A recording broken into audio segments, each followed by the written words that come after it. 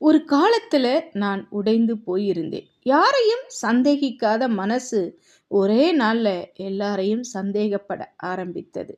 நம்பிக்கை துரோகம் ஆன நாள் நான் அழுததுக்காக இல்ல, நான் மாற வேண்டிய நிலைக்கு தள்ளப்பட்டதற்காக.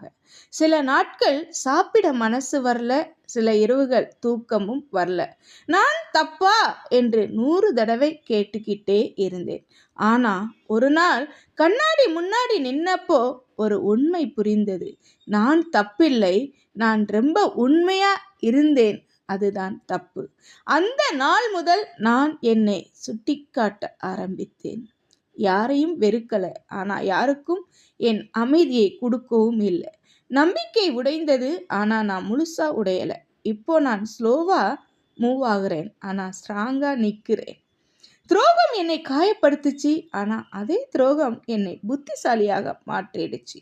இப்போ நான் மாறிவிட்டேன். கோபத்தால இல்ல, தெரிஞ்ச அனுபவத்தால.